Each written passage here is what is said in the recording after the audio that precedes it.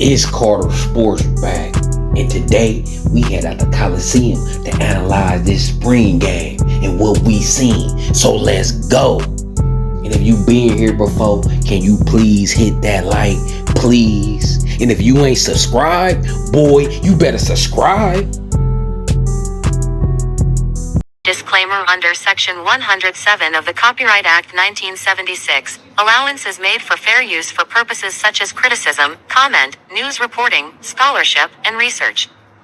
Fair use is a use permitted by copyright statute that might otherwise be infringing. Nonprofit, educational, or personal use tips the balance in favor of fair use.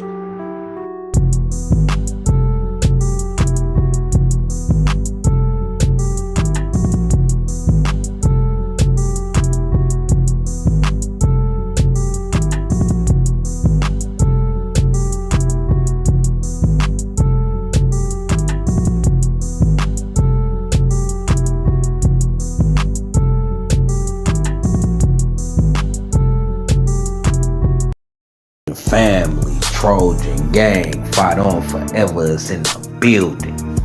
And how y'all feeling, man, coming off this spring game? What y'all think about the team? What y'all think about what y'all saw out there? Right? Let me tell y'all what I think. Let me start with this. Let me start at the top.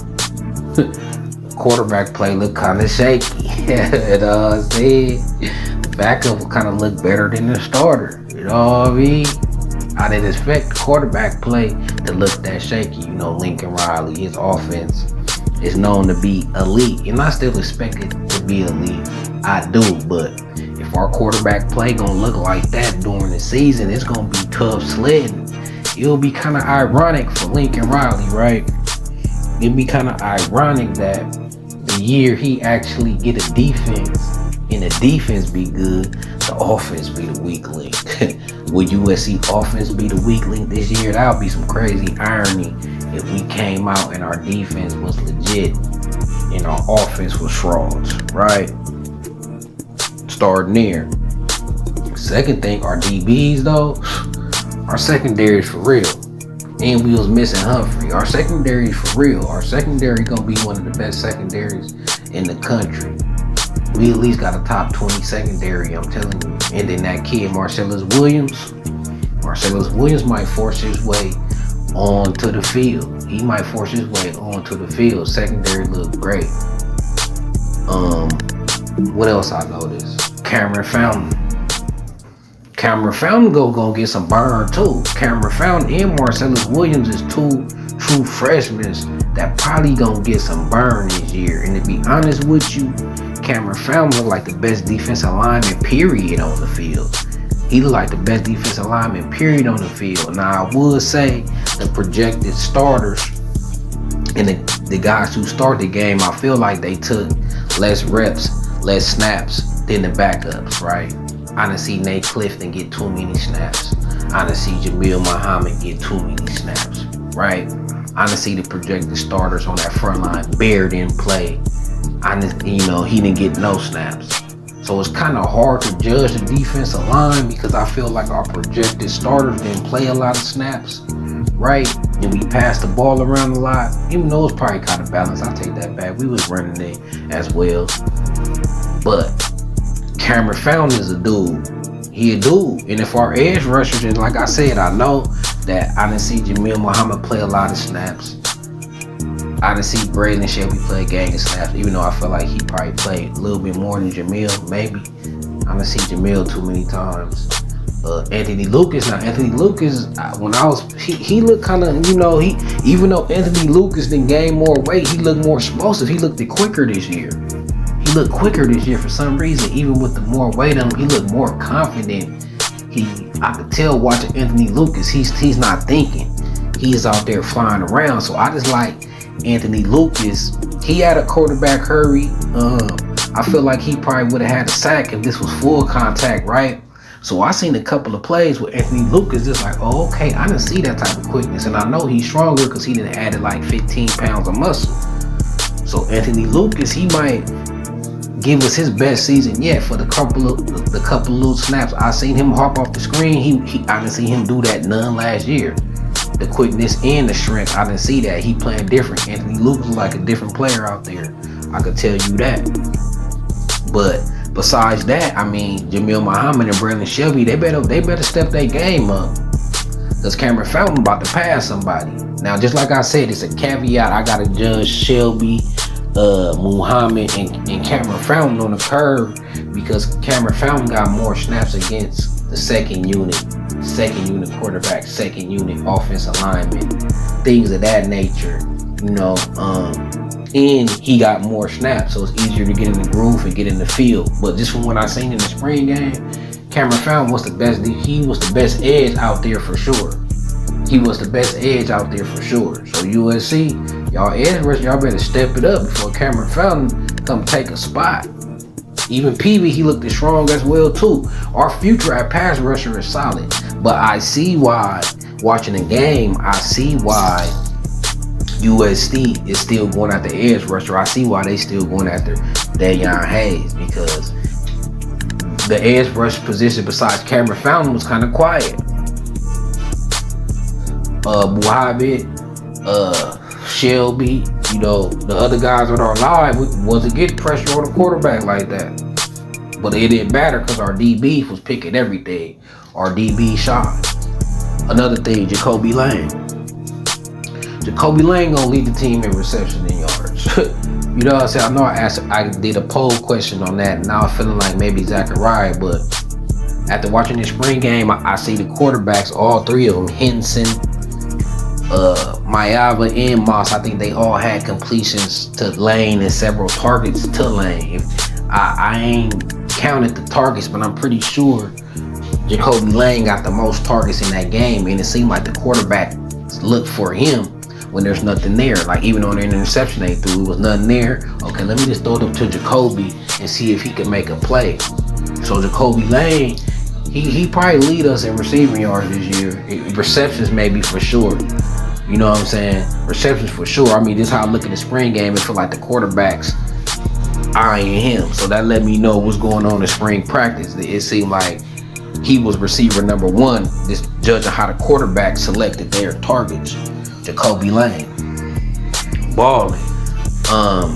The grades, I really can't just give grades on the defensive line because Bear wasn't there. And we was playing a lot of different players, a lot of different rotation. Nobody really had a chance to really get a rhythm, not out the starters. The linebackers, like I said, it was a contact, but it wasn't contact. Like, you could tackle, but if you didn't tackle them and get them to the ground, immediately they'll blow the whistle. So they didn't want players dragging each other like you got a hold to a player and he fighting and trying to break tackles. So it's kind of hard to judge because the linebackers and the defensive line and the running backs in the running game wasn't really able to play a full game against each other as how it be in the game. So running back didn't have a chance to break tackles. We couldn't see how strong the tackling was because the refs and how the game was set up, they didn't want that. Either you got tackled and knocked to the ground, even if you broke a tackle or the tackle wasn't completed, they was calling the play dead. So we didn't really get to see how great our tackling is and how great our running backs is, right? Because nobody couldn't fight for no yardage, right? So, but Deontay Lynn, his scheme already, Prophet Brown is like a different player out there. Prophet Brown is like a different player, but when I go back and go to Prophet Brown history, he was a 4-star coming out of high school. Prophet Brown was like a top 150 player in the country. Prophet Brown was expected to be a star coming out of high school. So to see him finally start the ball, even though he got beat by Makai, right? And Prophet, he kind of struggled in jump ball situations.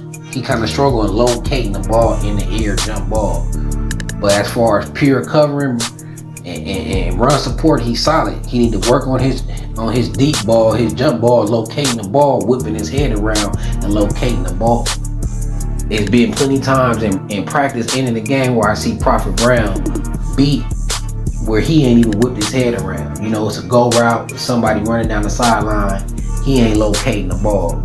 But with more coaching, Deontay Lynn, he a DB coach as well as Doug Bell. The sky's the limit for Prophet Brown, and just the whole scheme just looked better. The defense, you could tell they wasn't thinking out there, they were just playing. Now we gave up some runs up the middle. We still need that solid nose tackle to go with Bear a couple too, because we still was able to get ran up the middle.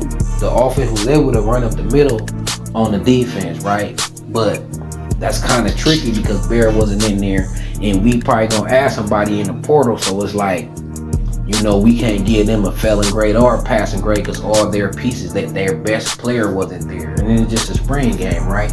But we still was able to get ran up the middle. Now, I didn't see us lose contain.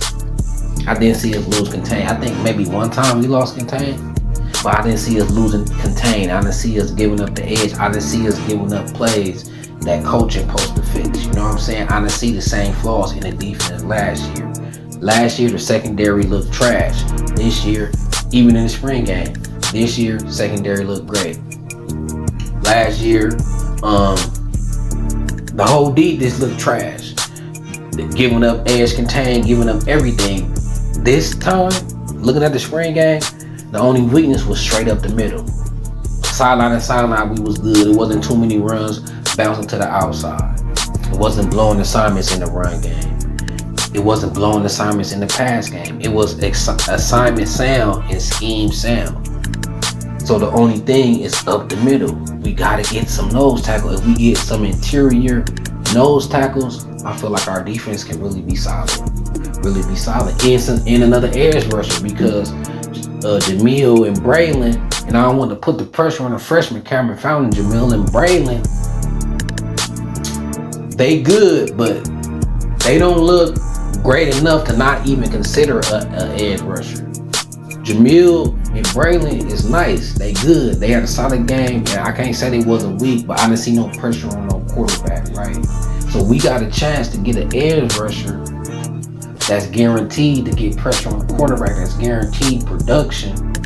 We got to look at that, because ain't nobody took hold of the edge position, right? Ain't nobody then took ahead and this is my position, this the guy, he's gonna be a star. Nobody showing that they, at least in this spring game, or how they look, that it's guaranteed they gonna be a star this year. So before this spring game, I'm like, while we even looking at edge rusher, I feel good with Muhammad, Braylon, Cameron, and Lucas playing out there sometime. But looking at the spring game, unless the offensive line is way better than they was making it think, we didn't really have no pass rush. You know what I'm saying? Besides Cameron Fountain getting active, the edges wasn't really doing much with it, just the spring game. And remember, this is just my evaluation, just looking at the spring game. This is not necessarily what I expect to happen. I expect for Jamil and Braylon in the season to make more plays than they did in the spring game. Trust me. But I'm just going off the spring game, and that's all we got to see.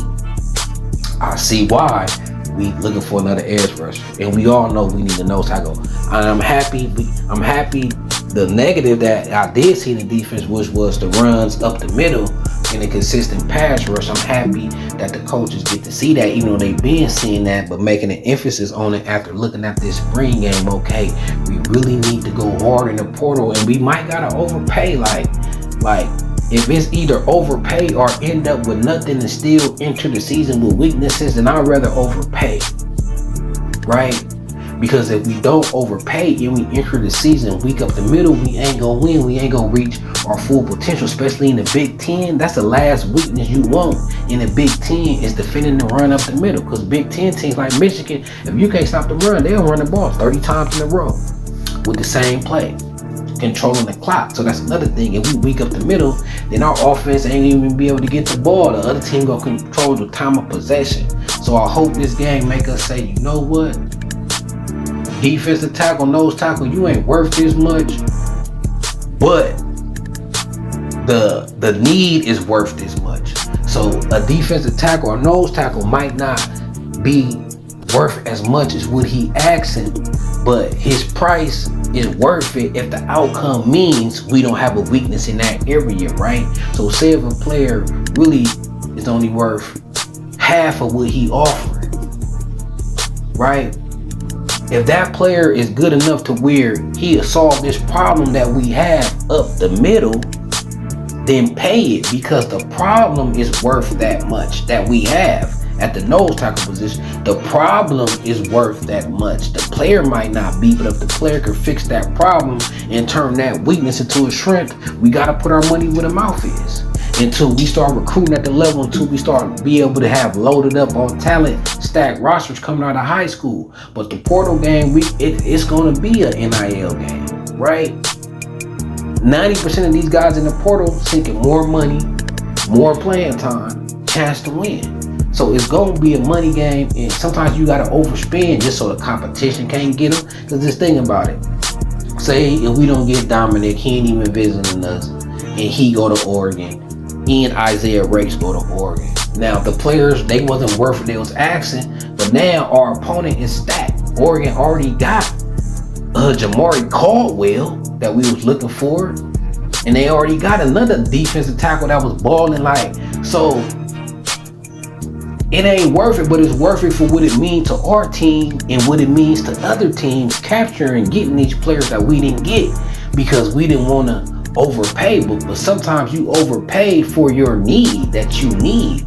I wouldn't look at the transfer portal. See, when we going into the transfer portal, it's going to fill need. So I wouldn't necessarily look at transfer portal players as how much is they worth, how much is this position is at need. And that adds more money to it. So if the player if he worth $500,000, say the player's worth $500,000. Well, if he a nose tackle USC position, you got he worth even another 200 more thousand. So if he really only worth 500,000, he really worth 750,000 for USC because of the need at that position, right? So I'm happy that we showed our DB's gonna be great, elite. I'm happy that we showed that we might not be set at the edge rush position. That's a position, it ain't a weakness, but maybe something that we can improve. We gotta look at that. And I'm happy that we need some nose tackles, some tackles up the middle of this defense, right? So we get even more aggressive in the portal. So overall, it was good because what we was really looking at in this spring, how the offensive line looked. Offensive line looked fine. You know what I'm saying? Quarterbacks was protected. They didn't get touched. You know what I'm saying? They had time to throw. We want to see the defensive line and the defense period. Was it assignment sound? Well, the defensive line wasn't giving up the edge. We wasn't giving up contain. We wasn't missing assignments. We wasn't out of position. So everything was positive about the defense on every aspect except the run defense up the middle. Our receivers gonna be our receivers. They great. We know they talented. They didn't change that. Makai, we need to get him the ball more. He just made plays on the ball, just like Jacoby. So everything just looked good except the quarterback play and the run defense up the middle. So I got confident that Lincoln Riley gonna get the quarterback play up the par. Miller Moss didn't have his best day. I think my Alva looked better than Miller Moss.